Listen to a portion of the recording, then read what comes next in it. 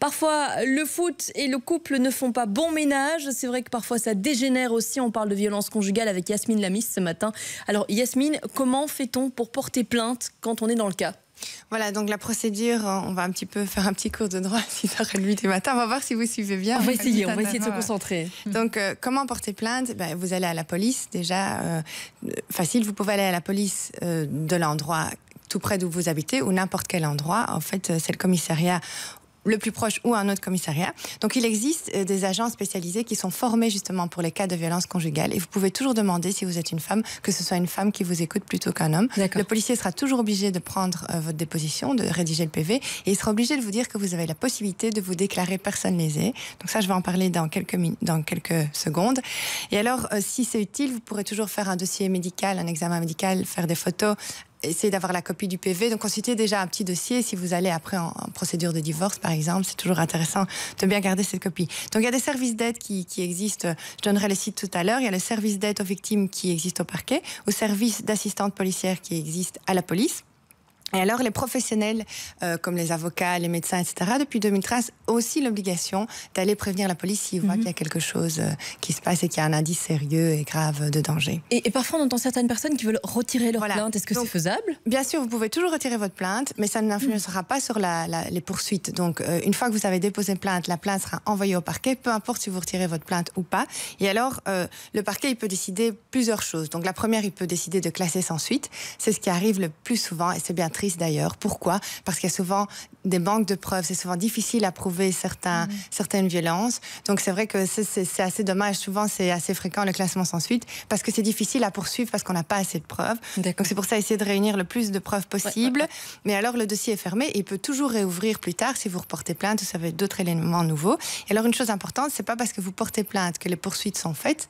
Les poursuites peuvent être faites même si vous n'avez pas porté plainte. Donc voilà. Et alors vous pouvez aussi citer devant le tribunal correctionnel. Alors, autre chose, le parquet, il peut aussi prendre des mesures.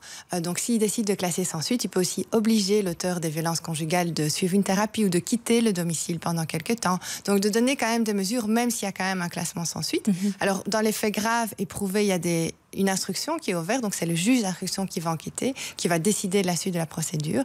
Et alors, il y a la poursuite. Alors, une fois que le juge d'instruction a rendu son rapport, alors on va poursuivre si on a assez de charges à l'encontre de l'auteur des violences conjugales. Et alors, une dernière chose qui est aussi une alternative, c'est la médiation. Donc ça arrive encore de temps en temps, quand on peut arriver à trouver un accord entre l'auteur des violences conjugales et la victime. Donc ici, c'est plus rapide, donc c'est basé sur un accord, c'est plus rapide, c'est moins cher, c'est volontaire. Et alors c'est intéressant parce qu'on trouve une juste réparation du dommage entre les deux parties. Donc ça, c'est souvent une alternative intéressante. D'accord. Donc là, on peut parler de personnes lésées, alors, si on fait toute cette procédure. Alors, il y a deux choses. On parle souvent de personnes lésées. Donc, qu'est-ce que c'est une personne lésée ?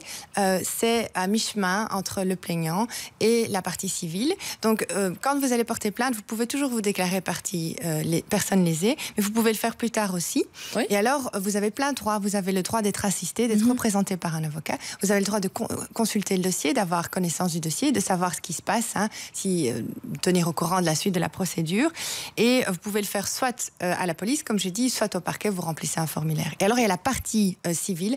Donc ça, la partie civile, qu'est-ce que c'est ? C'est vraiment une partie prenante au procès. Donc elle sera présente au procès, elle pourra consulter le dossier pénal, elle aura plein de droits. Elle pourra demander des dommages et intérêts au procès, elle pourra demander des devoirs complémentaires au juge d'instruction, etc. Donc c'est vraiment partie prenante au procès, elle est plus active. Donc ça, la partie civile, on entend souvent quand on voit à la télé, donc dans des faits importants, c'est celle qui réclame des dommages, au fait, suite à des violences conjugales, par exemple. D'accord. Et pendant l'enquête, est-ce que cette partie civile doit faire quelque chose en particulier ? Alors, il y a différentes façons de se déclarer partie civile, constituer partie civile. Soit pendant l'enquête, on déclare devant le juge d'instruction, ou alors, après, s'il n'y a pas d'enquête, on peut porter plainte devant le juge d'instruction avec constitution partie civile. Je sais, les 6h30, on est concentrés, vous n'avez pas idée comment ça chauffe dans nos cerveaux ce matin. Évidemment, c'est un certain coût, mais sachez que vous êtes toujours remboursé si le suspect est déclaré coupable par la suite. Ça, c'est intéressant de le savoir. Vous serez toujours remboursé. Et alors, vous pouvez toujours vous déclarer pendant l'audience aussi partie civile, donc plus tard. Mais attention, vous pourrez le faire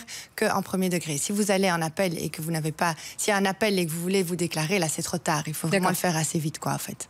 Est-ce qu'on peut retrouver toutes les infos sur des sites internet pratico-pratiques? Parce que c'est vrai qu'on a beaucoup parlé et parfois on a un peu perdu. Oui, exactement. Donc ici, il y a un numéro d'appel gratuit, 0800 330. Et ici, c'est une initiative qui a été prise par le gouvernement, par le ministre, il y a déjà quelques années. C'est un numéro gratuit, un numéro vert, disponible 24/24. Donc vous pouvez toujours contacter. C'est pas un numéro d'urgence. Vous pouvez contacter pour n'importe quelle question. Il y aura toujours quelqu'un qui vous répondra. Donc c'est assez intéressant. C'est anonyme? Donc c'est anonyme, c'est gratuit. Donc c'est www.écouteviolenceconjugale.be. Donc intéressant. Et alors il y a www.droitquotidien.be qui est aussi intéressant parce qu'il vous explique un peu tout le cheminement si vous avez une question en tant que victime ou même auteur des faits. Et alors j'ai mis plein d'autres sites intéressants pour tout ce qui est maison de justice ou refuge ou maison d'accueil pour femmes battues par exemple, ou le site Touche pas à ma pote, j'en avais déjà parlé. Donc c'est tous des sites intéressants que vous pouvez retrouver facilement et qui pourront vous renseigner si vous avez un problème. Voilà. Merci beaucoup, Yasmine. C'est vrai que c'est de la matière assez lourde, assez conséquente de grand matin, mais parfois c'est important d'en parler aussi. On n'ose pas toujours aller contacter quelqu'un quand on est dans le cas. Merci d'avoir ouvert cette petite porte-là, en espérant que pour les prochaines, on aura des choses un peu plus légères, plus chouettes aussi, dont on peut aussi parler. Virginie, vous restez avec nous. Pas trop chaud avec cette vague de forte chaleur depuis quelques semaines. Mais les nuits sont quand même difficiles.